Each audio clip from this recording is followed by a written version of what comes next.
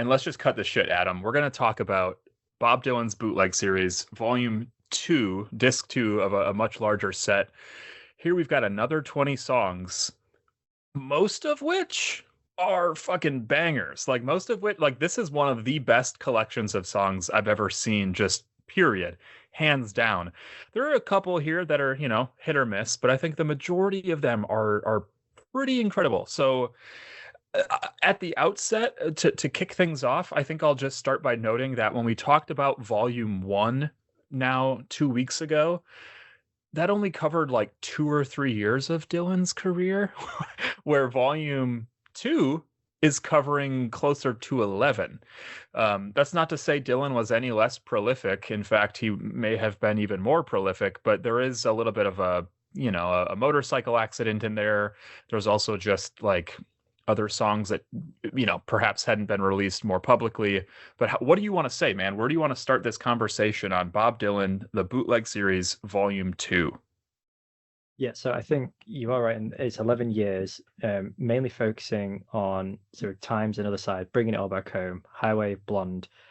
Then there's a jump to Basement Tapes and New Morning, Planet Waves, and Blood on the Track. So we're missing out anything from John Wesley Harding, anything from Nashville, anything from Self Portrait, which obviously which is kind of strange for this compilation because we know there's so many things that came out afterwards. But I'm guessing for the first compilation, they wanted to kind of focus on what was more popular albums at the time for the first one. But like you said, all 20 songs, we don't want this to be as long as the last one, but it's going to be hard to not talk about every single song here. Because they're, like you said, this is just a kind of almost like a career best. You could put this out as like a greatest hits almost, and it just shows Dylan's genius as far as I'm concerned. Yeah. Well, let's kick things off here with talking about the songs. I truthfully I like Seven Curses. I like Eternal Circle, both of which are outtakes from the Times Era Change-In sessions. But like I'm honestly not that sad that they're not on the album. Like I know that song's already full of both curses and love. I mean, full of all kinds of heavy darkness and protest, while also having a little bit of love mixed in as well. But even some of the love come from a place of heartbreak, maybe as opposed to something like Eternal Circle, which is a little bit more optimistic. But do you have anything that you want to say on those two songs? I mean, I fucking love Seven Curses. I think that's an amazing song. I think it's up there with Percy's song. I mean, it's kind of almost a similar story, to be honest with you. But yeah, I think I like both of them. But Seven Curses, I would be very. We've done this before. We did an outtakes episode on the old podcast where it's like, what would you replace? And Times Never Change is one of those ones where I want to add like 4 songs to it. I don't want to take anything off. The Seven Curses would be one of them. I think it's an amazing song. What I could do without is Sue's brackets, the cough song, because. Well, it's not really a song, is it? It's I mean, he coughs, which is odd because he coughs on a lot of songs and didn't omit them from the albums. Well, what I think is really interesting, specifically about the Sues, I wrote about this song here. Let me get to the note about it. So, one, anecdotally, it's the first instrumental track ever recorded by Dylan, up to this point anyway, that we're aware of. Like, never had Dylan recorded just like guitar and harmonica without like his voice accompanying him. Only one take was attempted, and that one take breaks down in a cough. And it's kind of funny hearing Tom Wilson say, I'll note here, faded cough, because Dylan says something about like, fade it there, I was done. But like, can you imagine if the song hadn't broken down, and or if Dylan had attempted a second take? Like, could it actually have made the album? And if so, like, would it have worked? Where? It's way too happy for Times. Way and too happy for Times. Maybe that's why it was excluded. Yeah, I think that'd be really kind of strange. He recorded a instrumental for Another Side of Bob Dylan as well, so the '64 copyright. And again, I just think like, where were you gonna put that? You're a fucking lyricist, mate. Like, I know we spoke on the freewheeling episode about how people don't focus enough on his musical skill, but also you are a lyricist. Like the point of your albums are to be. I mean, obviously he did then go on to do instrumentals, Nashville Skyline Rag, and there's someone Self Portrait. like Billy the obviously, Kid. yeah, Pat Garrett, obviously, almost entirely. But it just seems mad to me that you'd go like Times Are Changing, Ballad of Hollis Brown, with God on Our Side, little instrumental, and then Hattie Carroll. Like that's an Well, insane choice. I'm glad he didn't do that. maybe it's just like a musical interlude to help break up the sad, depressed, heartbreak protest singer as this sweet little, acoustic thing for his muse. It's also funny calling it Sue's whilst the other songs on the album are about how she's fucked off without him and so it left him heartbroken, so he's had to cheat on her with Joan Baez. Like it's again, it'd be very strange. Like putting Sue's on the front cover of Freewheeling, it's a big swing.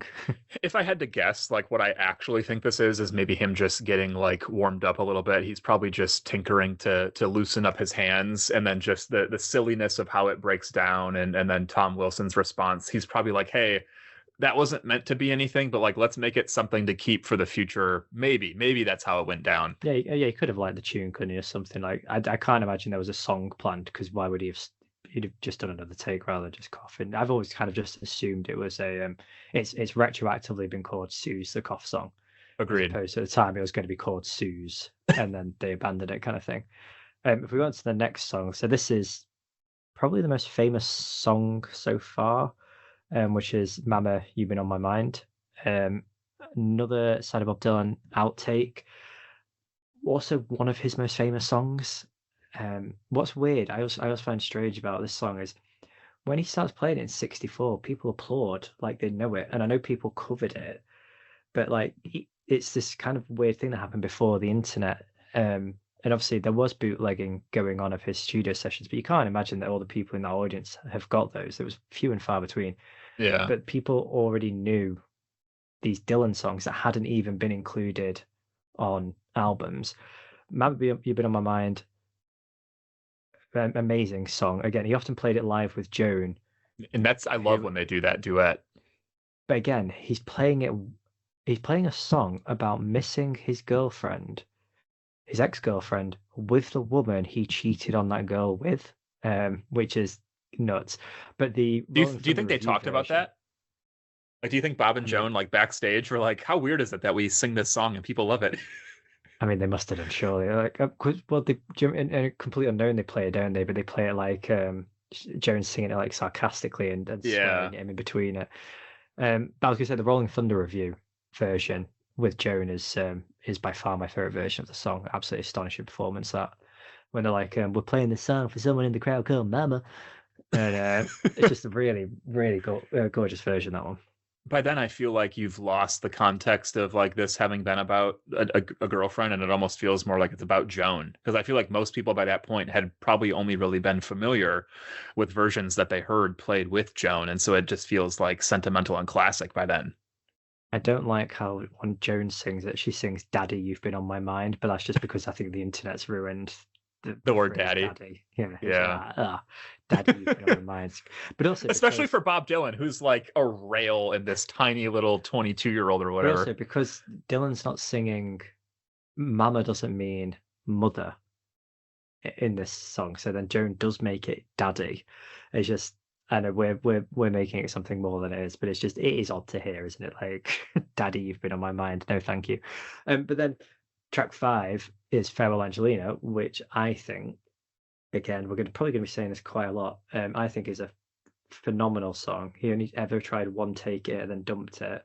It's one of his What? weirdest, but it's one of his weirdest like lyricisms when he's on about King Kong and little elves, and he's throwing. So this is from Bringing It All Back Home. He's throwing all of these pop culture references which aren't necessarily out of place, given songs like On the Road Again and It's All Right Ma, where he does a lot of this.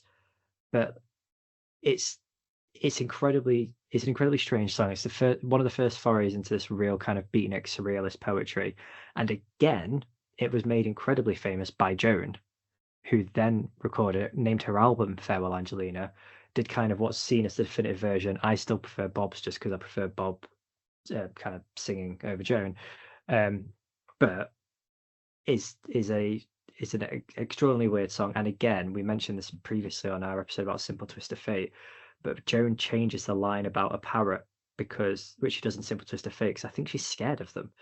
I think I've read that somewhere. So she doesn't like it when when Dylan writes about parrots or something like that. Someone could correct me if I'm wrong there, but I swear that's the case. Do you think that there's this like little cheeky inside joke between Joan and Bob where like Bob recognizes that Joan sings a lot of his songs and so he He probably tries to be a knows her dick. well enough that like he knows what she doesn't like, so he'll include lines of things like that to see if she'll do it or if she'll change it? Yeah, I mean, I also think Bob's just a dick enough to do that. Maybe if it's not a joke, that he's just quite a vindictive person. Yeah, I know you like Farewell Angelina, don't you? Because I I mean, do. it's an incredible song. It's It is. a song like On the Road Again makes it onto Bringing It All Back Home, and this doesn't. It kind of pisses me off a bit. I agree. I do like On the Road Again. And unlike when we talked about Freewheelin', like where there are some songs where we were both just like, why are these on here? Like it's frustrating.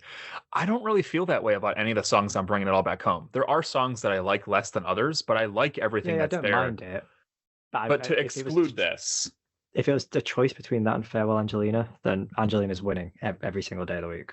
I just want to know what Dylan like. I learned, I didn't know it prior to prepping this episode. I learned that this was the one and only take that Dylan ever did, ever tried, ever, at least that we're aware of, right? And so, what the fuck is his mindset? Like, how does he put Farewell Angelina to tape and not think we need to do that again? Or 6 weeks later, think we need to revisit that again? Of all the songs that he does come back to, why not this one? Like, was there something too personal? Was he just not feeling it? Like, I've never really read the why, but God, this is like literally one of my favorite Dylan songs, just period.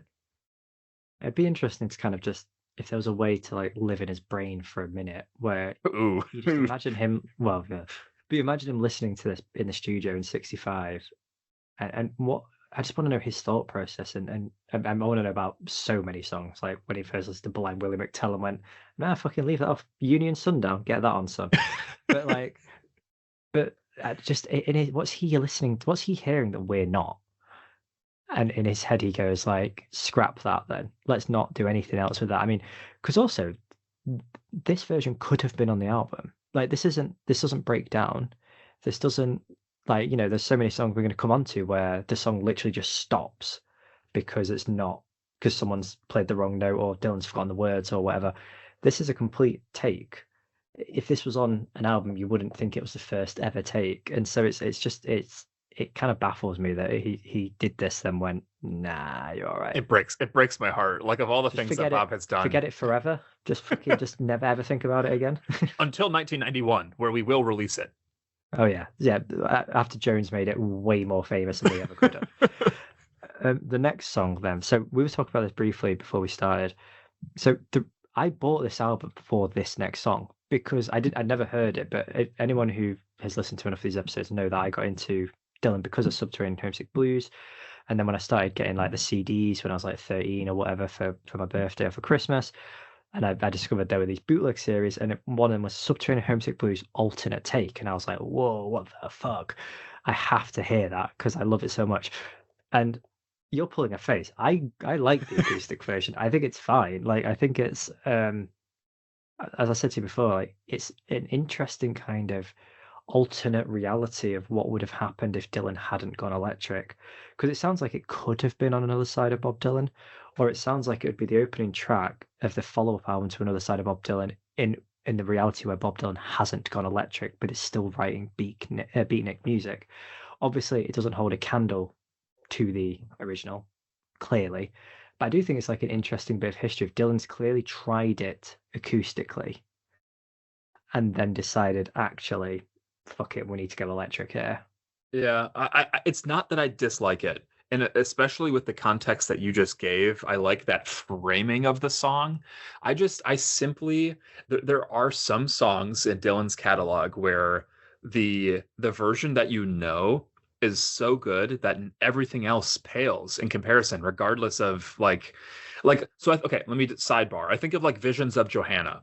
The version that we have on the album is incredible.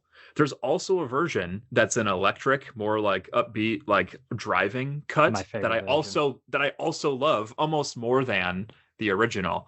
That happens. We'll talk about this a little bit later too. And we'll also talk about the flip side of that is where like a Rolling Stone, you know that song so well, it's so amazing, so important that you hear the waltz version and your whole body wants to like recoil as you know the rhythm and cadence, and because he's singing in a different register and with different rhythm and all that, like in my mind it just doesn't work, and that's how I It feel sounds about wrong. Subterranean Homesick Blue. Yes, it sounds wrong and it hurts because like I just want to hear the version that's on the album cut, but I recognize that like it is a cool historical artifact to have this version. Because we've just jumped ahead to track 9, Like Rolling Stone, we'll go back to the two. But I just want to say very quickly, whilst it's fresh in my head, that Like Rolling Stone take I don't like because it just sounds wrong. But also he tries to sing "Didn't You," and he like fucks it up entirely, and it's like one of Dylan's worst vocal moments. And I'm someone who defend every decade to the death because like, yeah, like that. It is like it's really horrible, and it's like, oh, this is going to become the one of the greatest songs of all time. You sure about that?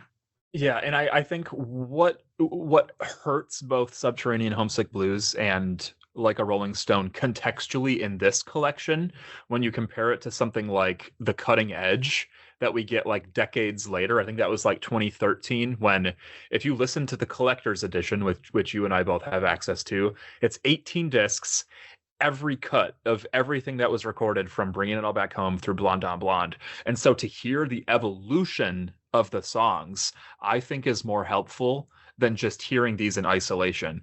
Like in my mind, you could have picked a better cut of Like a Rolling Stone, for example. You maybe even could have picked a better cut of some Subterranean Homesick Blues if you wanted to show an alt take. And again, all this is not to say that I hate these. I just there's a lot stronger material here than these two alt takes, personally Yeah, speaking. and it's obviously it's just interesting to hear the process. And this is kind of this bootleg's always just struggling as kind of dipping your toe into what Dylan has locked up in the vault kind of thing.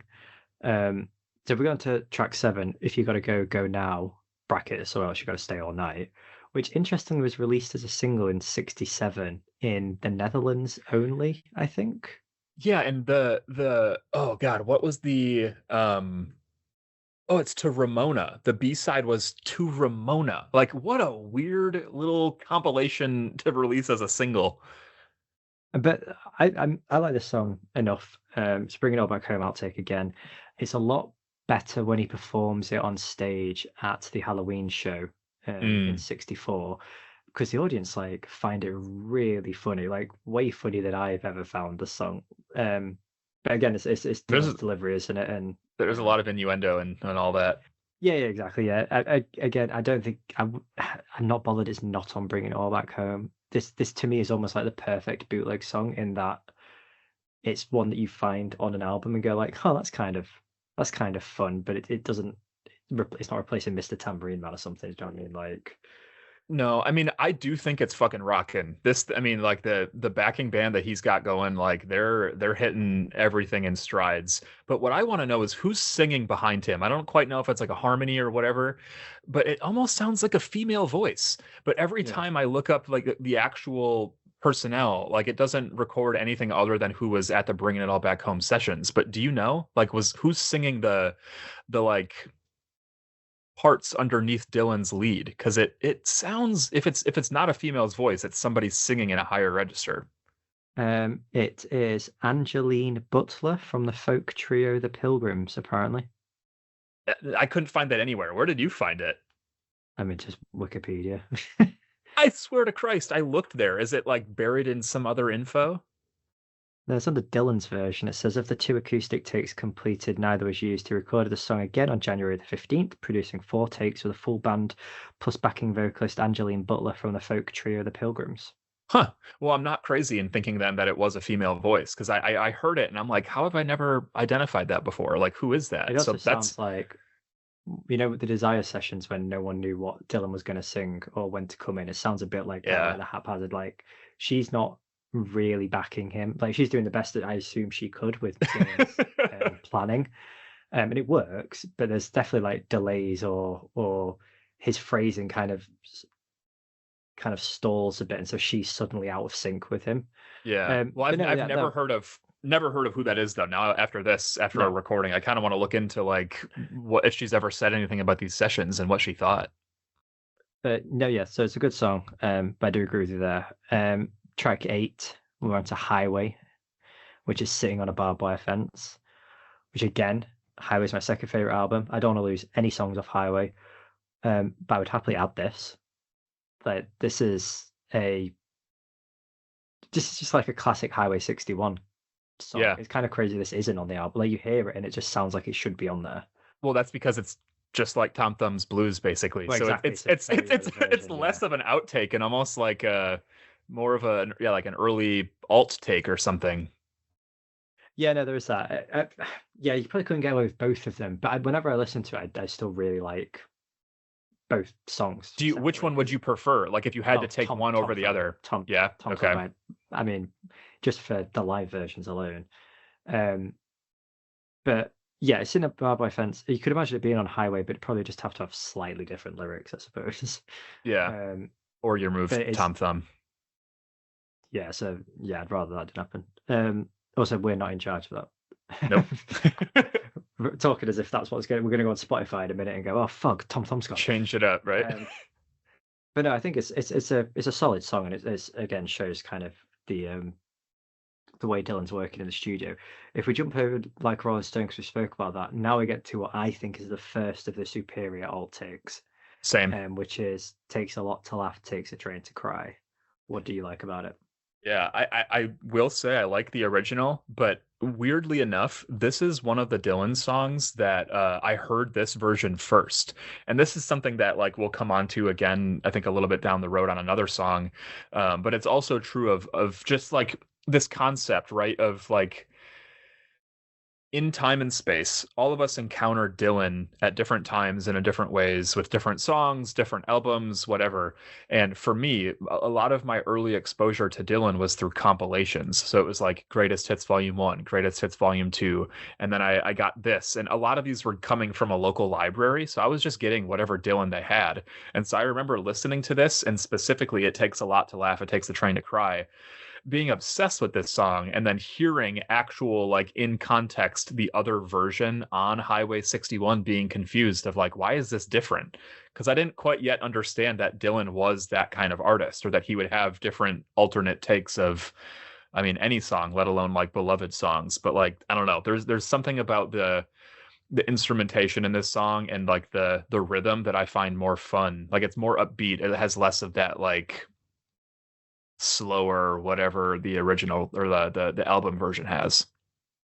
I think "It Takes a Lot to Laugh" is one of those songs that I think I like every other version more, and I really like you. I really like the album track.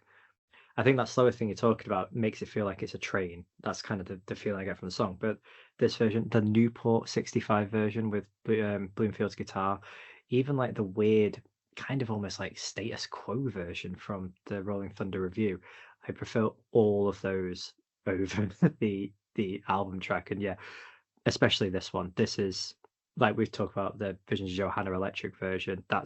This is similar for me of like I understand why he went with the album version. I think within the context of the album, it probably fits better. But this is a better take for my taste. Um, so yeah, track 11. I'll keep it with mine. Mm.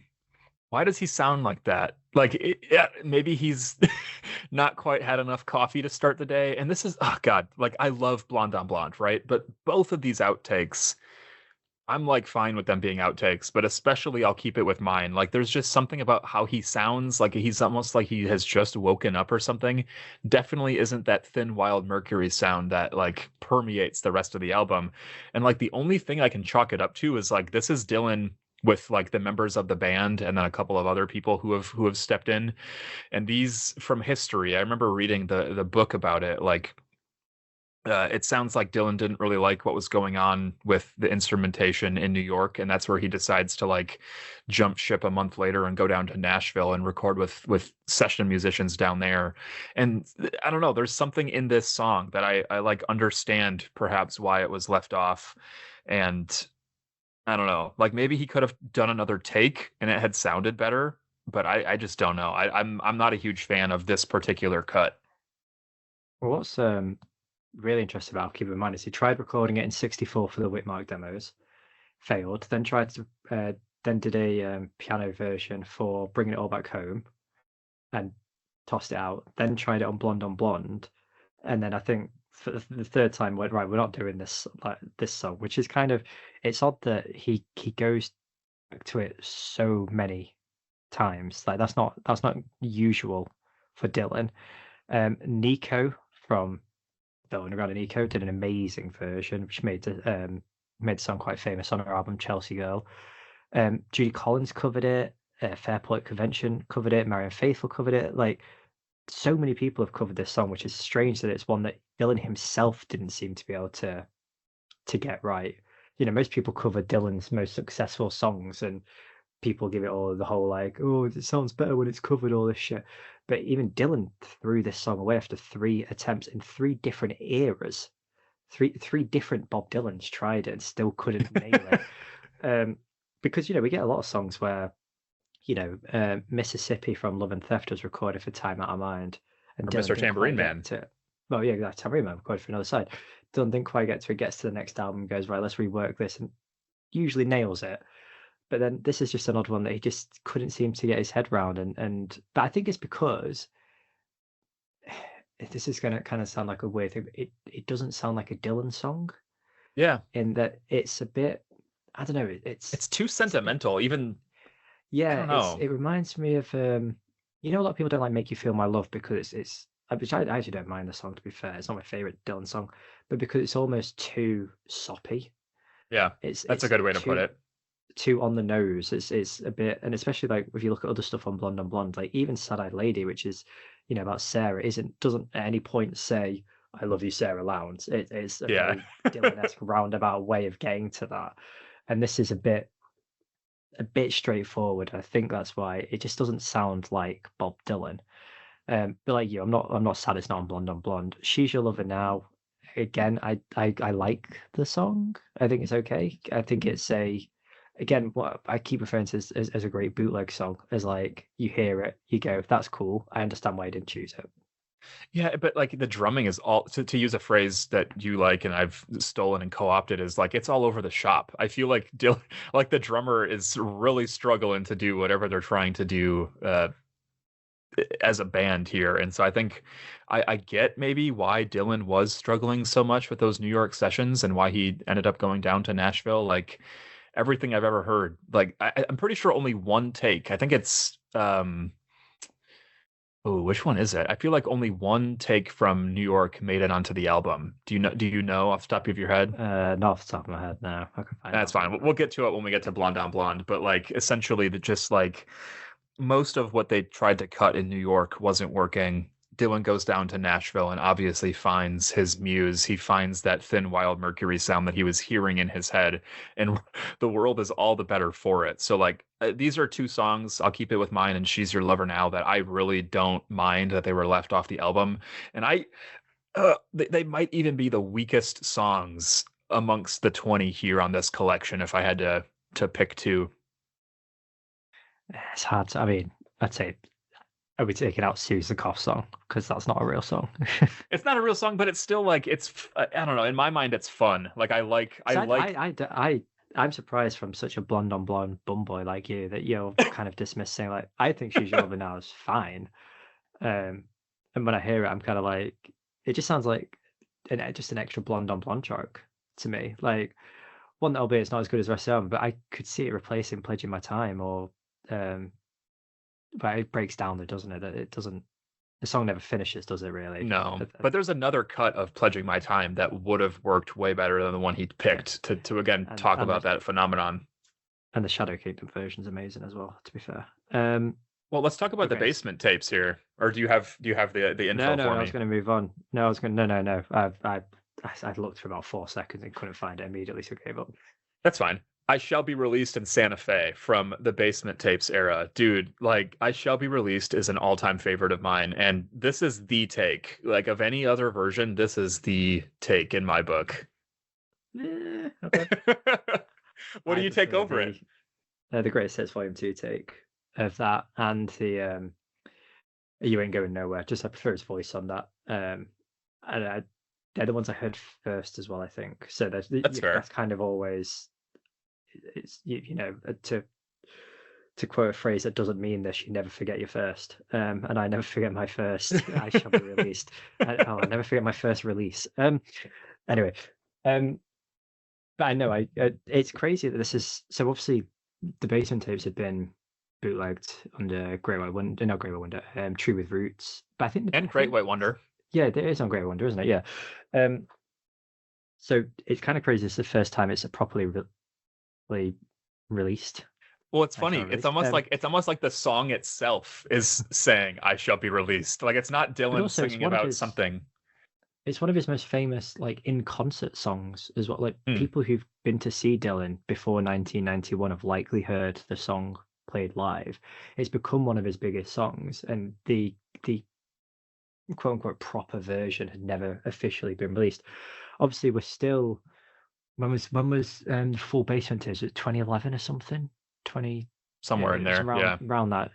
So we're still 20 years away from the full basement tapes being released, which show just people kind of assumed that Dylan was doing nothing in that period for the longest time. Oh And it's boy, let actually me tell like you. it's actually probably his most productive, like the most productive couple of years of his life. But for some reason, it was just all kept hidden away for years and years.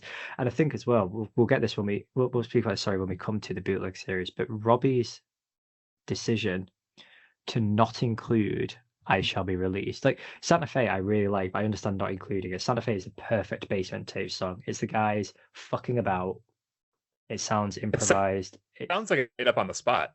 yeah, Yeah. exactly. Like but it's fun and it's like it just sounds like musicians having a laugh together. And but I Shall Be Released, one of his greatest songs, sung together at the last waltz, with everyone on stage together.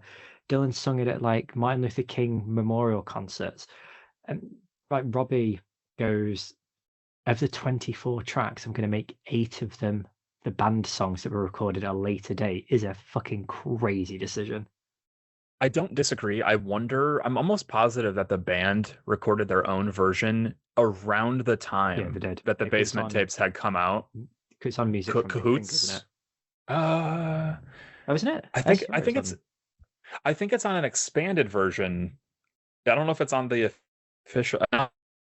Now we're showing our hand here that we're not like definitive experts in the realm of knowing everything. I mean, no one does. That's fine. One But I'm sec, let's curious. have What are a you going to look. find? Yeah, no, I'm almost positive. it's the finest song on music from Big Pink. Okay. So I mean, maybe because of that, like maybe like just the already familiarity and not wanting to throw another version in or something. I don't know. But what's even weirder is on the 1974 tour, the band did it as part of their set. When Dylan left so it's on Before the Flood. When Dylan left the stage, the band sing it with Richard Manuel singing it. So it's almost like it became the band's song. It's almost like Dylan relinquished it to the band, which is kind of an odd choice. Again, the song itself is saying "I shall be released." It's trying to break free from this weird purgatory it's in. But anyway, amazing song. Obviously, I mean, you don't need us to tell you that "I Shall Be Released" is a good song. Santa Fe we kind of touched on. Then we've But if got not for you, yes, we jump up to "If Not for You," an alternate take. Um, I again, it's one of those ones where I think it doesn't. It sounds wrong because it's not the take I know. But I do like it. I don't. I don't know. It just the New Morning version, the album version sounds more New Morning-y to me. agreed. Which is So my synthesis is that like I love that George Harrison is on this. So for those that don't know, this was recorded in May of 1970 during the New Morning sessions, but Dylan's recording with George Harrison and others and laying down all kinds of weird covers and tracks. So I love that he even says like, "Are you ready, George?" or something to that effect. But what I think when I hear this is I hear more like "All Things Must Pass," meaning this feels more like a George Harrison song, which he did do on "All Things Must Pass" on his own. And so I think that that's perhaps why I prefer the New Morning version, but I am very glad that both of these exist. Like I love that there's a song with Bob Dylan and George Harrison from 1970. Like I'm not even sure if the Beatles had broken up just yet. They were probably like on the verge of breaking up if they hadn't yet already officially broken up. And so it's just cool, like as a piece of music history. Plus, like Dylan and Harrison are like my number one and two in terms of like musicians that I revere. So it's I don't know. It's sort of like obviously it's way different sonically, but it's almost like a shade of things to come with the Wilburys many years down the line. Yeah, no, I agree. Can't add anything to that really. Wallflower. I think it's interesting that I don't think Jacob Dylan's ever said this, but surely the wallflowers are named after this song. Like it has to be, isn't it? I've wondered that. Yeah. I mean, I like the song. I think it's so we always speak about that secret album from like '71 that was dropped, where you get your "I Shall Be Released," "You Ain't Going Nowhere," "Watching the River Flow." I When I think paint my masterpiece. this is rumored to be from that, which makes sense because it sounds a lot like the other songs. Um, if, compared to in my head when I like with the playlist I have of all those songs in the album I've made, this is one of my lesser favorites in the company of those other songs. But I do think it's a good song. I like his voice. There's an alternate take though on is it It's on on another self-portrait? yes, yes. Because the opening instrumentation on this is like a little bit jarring. Like it's a little bit too loud. It sounds a bit weird. I'd kind of prefer the opening of the self-portrait one. But yeah, no, it's still a really good song. What's funny, I said I want a whole album that sounds like this though, and so I think that that is that lost album to history a little bit. Like cuz he does not sound like himself necessarily. Like it's even a little bit above New Morning, and contextually this is recorded in 1971, and so to picture this between like to go from New Morning to then like think of Knocking on Heaven's Door to then go to Planet Waves, like this voice is very peculiar. But the only other call out that I wanted to make on this song is that it's the only song not from an album session and it's like previously unreleased. Everything else at least was like an outtake or a basement tape recording or an alternate take. But this guy's out here just hanging on his own from 1971. What's really interesting about this song, though, is, as you also know, in October '72, Dylan appeared on Doug Sam's album. Is Doug Sam? I was always saying it. That's how I've always said it. Sam, Yeah. yeah. Um, Doug Sam and the band, which was then released in '73 but recorded in '72, where Dylan sung backing vocals on his own song behind Doug Sam, who presumably he had given the song to because it had never been released, and I don't think it appeared on stuff like Great White Wonders, and I think it was a relatively under wrapped song. Yeah. So it's one of those interesting.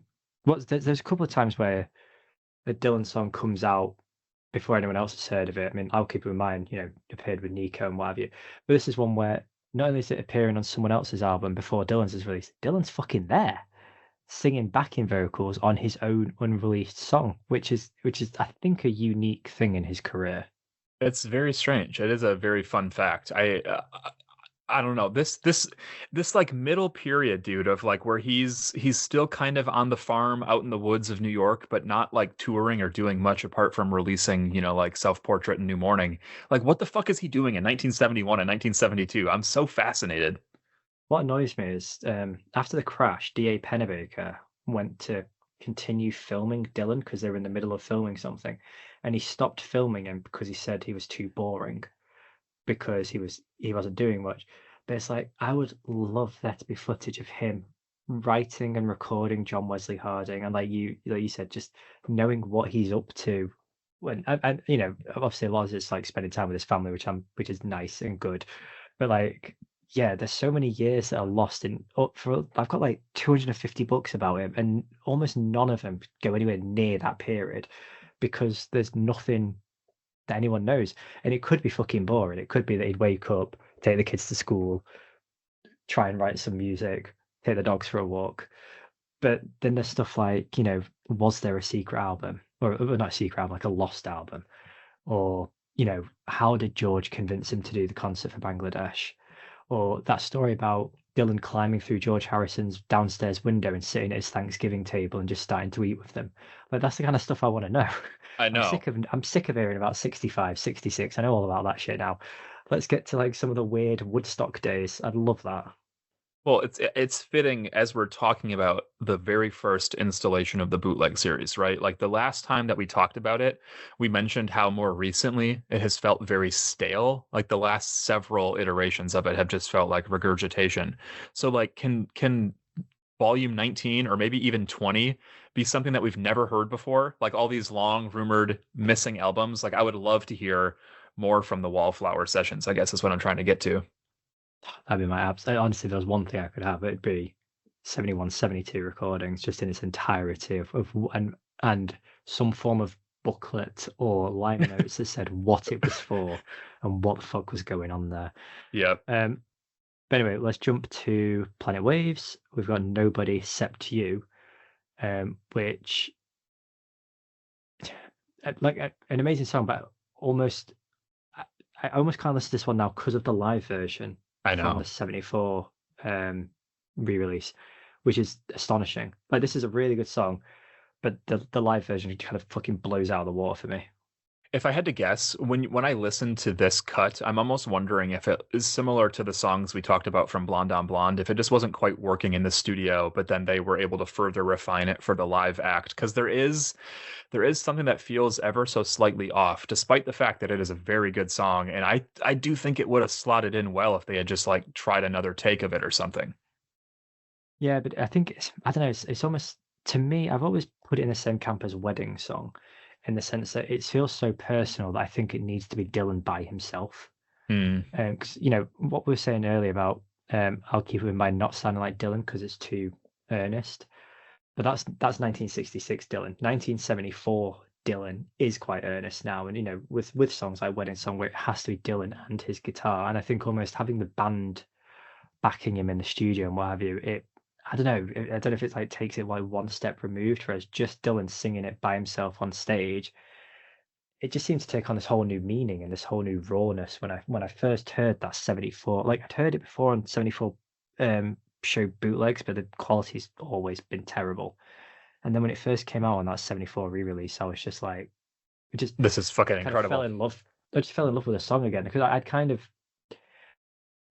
dismissed it, not dismissed it, but you know, like forgotten it kind of thing and gone like, oh yeah, there was that outtake from Planet Waves, yeah, that's kind of all right. But then I don't know, hearing it live, it was just changed it entirely for me.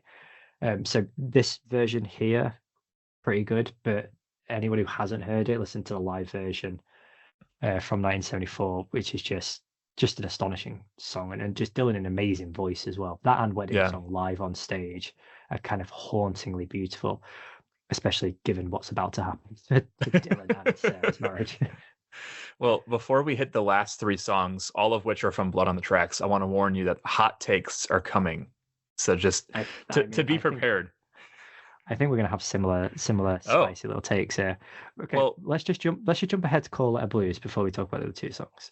okay. Because Call Letter Blues is an early version of Meet Me in the Morning. I mean almost word for word, like Yeah. the verses Lots of change around a overlap. little bit. Yeah. Um, it's really good, but only in the same sense as Meet Me in the Morning. It's really good, as in like they're so interchangeable. It's interesting to hear it called something else and to have slightly different words, but it's essentially the exact same song. Well, it's kind of like what we were saying up above about Tom Thumb and She's Your Lover Now or whatever. But Like, well, sitting on the barbed wire fence, but they're oh, that's different yeah, yeah. enough. I think they're different enough in sound, and there is much more lyrical variance in them two than these two, I'd say, because these are they may as well be the same. They may as well have just not put this. They could have just put Meet Me in the Morning on and just gone. It's basically the same. Well, so what I said is I love Call Letter Blues, but I still think I prefer Meet Me in the Morning. I love Yeah, Meet Me in the Morning. But then I said, I think it was a good decision. But who knows? Had things been reversed, I would probably be saying the same thing. Meaning, like, if we had Call Letter Blues and then on this bootleg series we got Meet Me in the Morning, I think I'd still be like, I prefer Call Letter Blues, but Meet Me in the Morning is a good one. do you think that'd be the same? I've thought about this before. So that like a Rolling Stone take, the waltz take, track 9. If that had been on Highway 61, and then the Highway 61 version had been on the bootleg series, you're shaking your head, but I think you have to remember if you'd only heard the waltz version and that was the version you knew, it'd be really funny if in this alternate reality we'd be sat there going like, that snare drum at the start's really weird, isn't it? The only difference though is that they're so starkly different enough, whereas these songs are Yeah, almost true, yeah. fundamentally the same. But I just like, think it's a funny thing to think of just like if we'd be sat here going like, there's this electric version of a song called Subterranean Homesick Blues on this bootleg, and it sounds weird to me. what the fuck is this shit? But But no, speaking of alternate takes, yeah, so we got Tangled Up in Blue, we got Idiot Wind. It's no surprise to anyone who's listened to this that Blood on the Tracks is my favorite album, and I always joke that the great thing about having Blood on the Tracks is your favorite album is you've got two favorite albums because you've got the New York session and you've beast. got the New York Minneapolis session. Um, Yeah, so I know you're going to say that you prefer these two to the album takes. To me, they kind of are the album takes because I have both albums that I listen to almost in equal measure. But also they're so different. They're almost not alternate takes. To me, they're almost just completely different songs. They have completely agreed. different meanings because of the way they're played, because of the way they sound. They're almost like not comparable. They're two different emotions. One, the Tangled Up in Blue one here, which is the New York session, is almost like sitting next to a river with your friend lazily kind of describing their life. The version on Blood on the Tracks is you sat in the car with your friend driving as he's trying to get his wife back. Like As fast as you can. they're just two. And same with Idiot Wind. Idiot Wind here is like, you know when your parents used to like not be angry but say they were disappointed, and that was almost like more cutting. That's what Idiot Wind sounds like here. He's like eerily calm for a man who's fucking furious. And it Whereas the album hurts. version, but the album version, he's overtly angry, and it takes on a completely different meaning. And so I think they're almost like not comparable. I couldn't even pick which one's my favorite because it depends what mood I'm in. It depends what I want to hear. That is a good point. It's so, man, Dylan, and I'm sure there are other artists like this. I don't want to be so dense as to think that there's not, but like Dylan is such a weird character when you think about the fact that you can have an album like Blonde or like Blood on the Tracks and have functionally two different versions of it. And yeah, to your point, I do. It's funny when I said it takes a lot to laugh, it takes a train to cry. Like that version on here was the first one I heard before the album take. It's the same exact story for Tangled Up in Blue, but more so because I was obsessed with Tangled Up in Blue. And again, in my head, I thought this was just like the version. I didn't quite yet grasp the concept of what these bootlegs album, like what they were and how they differed from the album takes. So like when I heard properly Blood on the Tracks for the first time. And actually, I'll back up a step. When I heard Tangled Up in Blue properly for the first time, do you know where I heard it first? Can you take a wild stab? Is it in something? Is it in like a show or something? Or In the game Rock Band. Like, remember there was like Guitar Hero, and then like alternatively there was Rock Tangled Band. Up in Blue is in Rock Band. I'm pretty sure it was like a DLC. I don't know if it was in Oh, the initial run, but it's in one of the games, whether it's Rock Band 1 or 2. But I remember hearing Tangled Up in Blue being like, what the fuck is this version? And so then getting Blood on the Tracks and listening to it more properly, being like, dang, that's so different than the version that I already know. And I feel the same way about Idiot Wind, but I didn't like Idiot Wind nearly as much as Tangled Up in Blue because it's almost 9 fucking minutes. And at this point in my life, it was often hard for me to get through all of it, especially because it was so dark, heavy, sad, depressing, all of that. But genuinely, like in my adulthood now, looking at this version of Idiot Wind, I think it's beautiful. It's stunning. You can feel and you can hear the pain. Whereas like sometimes in the album version that we know, it almost feels more like upbeat. It's still angry, but it's almost happier somehow. I don't know how to explain that. Whereas like this one is just sad. This one's just sad and angry. Um, and so it feels like more potent. And I recognize like the whole story about why Dylan like went into the studio to re-record this in Minneapolis. Like I get it all sounded way too heavy and way too dark, but oh man, I don't know if these would have been the songs that I would have like fucked with. I might have kept these two and rearranged something else. I mean, I think just when I listen to the New York kind of the New York version, when his brother David said that all the songs sound the same, like I don't think that's a bad thing. It just seems like one long therapy session, and there's a real sound. And obviously, Blood on the Tracks favorite album of all time, so I'm not dissing it. Like I said, I think the easiest way for me to think about it is just two separate entities, and I'm just happy that we've got both of them. But yeah, no, to your point, I think the Idiot Wind version of him with the organ and just sorry, no, just him, sorry, is so much more haunting and so much more pained. Um, but that's not to put down the album version, which sometimes I quite like, just like driving to work screaming, "You're an idiot!" Like, that's It's a also a lot of wonder we fun. can even feed ourselves. So yeah, I don't think like I couldn't pick one. It was like picking a favorite child. Like I say, they're very different, but I'm so happy they're on here, and then I'm so happy. Obviously, we got More Blood, More Tracks, which I do think is the worst named bootleg series because I just think that's a terrible name. Um, but obviously, yeah, like we spoke before, you mentioned it earlier about how the bootleg series became this kind of weird gargantuan undertaking of you either have the sampler or the normal edition, then the deluxe edition, then the super special edition, then the collector's edition, all this shit. But the More Blood, More Tracks is one that I had to have Yep. everything. Like I know not everyone wants to hear every version of Simple Twist of Fate.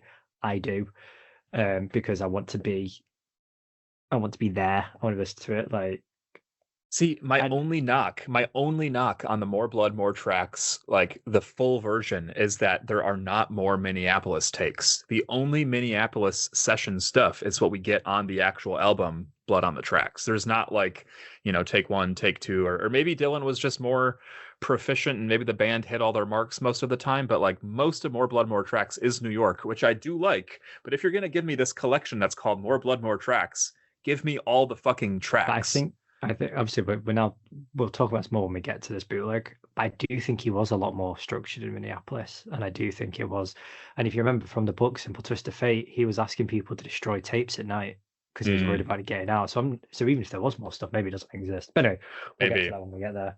Yeah. Um, do you have anything else to say about Volume 2 for all of our lovely paid subscribers? Thank you, by the way. Well, yeah, totally. I mean, the last two things are just highlighting in a summation the superior alt takes in my book, and then the songs that we think are the craziest that were left off of their respective albums. So in my mind, from this collection of these 20 songs, It Takes a Lot to Laugh, Tangled Up in Blue, and Idiot Wind are superior alt takes that should have been on their respective albums. Do you agree? Do you have any disagreement? Is there anything you'd add? It takes a lot to laugh. It takes to cry. It takes a train to cry. I'd agree with. Time for Bloom, Idiot Wind. I wouldn't. Only in the sense of I think that the finished album is perfect with the sequencing it has, but also those songs are also perfect on the New York session. I mean, such like a Yeah, political answer here. I'm sitting yeah. on the fence, but I just want there's too blood on the tracks, and I'm happy about that. And then that brings us to the craziest songs left off respective albums. And I've got Nobody Except You, Wallflower, which I get, but I More still than want to welcome. include it. Eternal Circle, Mama, You've Been on My Mind, If You Gotta Go, Go Now, and I Shall Be Released. So one thing you just remember, what we didn't talk about, "Mammy Been on My Mind," is that it would have just been perfect on another side of Bob Dylan. Like it would have Hmm. slot in absolutely, like lose "I Shall Be Free" number 10, or even like um fucking what's it called, "Ballad in Plain D," which I like, but I'd rather have "Mammy Been on My Mind." Like it would have been absolutely fine because it was obviously one of three outtakes from that session, which was Denise Denise, which became Black Crow Blues, Mr. Tambourine Man, which obviously was on Pretty Not Back Home, and then Mammy You've Been on My Mind. It's an insane one to leave off. That for me is probably of this entire disc the craziest song that's not on the album it was recorded for. Well, Bob probably Outside of had that, like too much Beaujolais, so he had just a little bit it too much depends when they got to that cutting room depends what floor. time of night he was he was recording it. Outside of that, I'd say Seven Curses could have easily gone on Times They Were Changing. I wouldn't want to lose anything for it, and I do also think Farewell Angelina should have had at least another take, at least another Oh, stab at agreed. it. I left that one off. That should be on my list as well. But yeah, other than that, I'm oh, and obviously I Shall Be Released. That's we're gonna get onto a whole thing about the basement tapes. Can't wait. But yeah, yeah. So thanks for listening. And bye.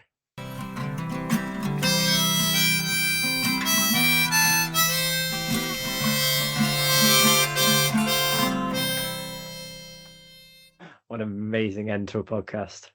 Shit gets weird for those of you who pay.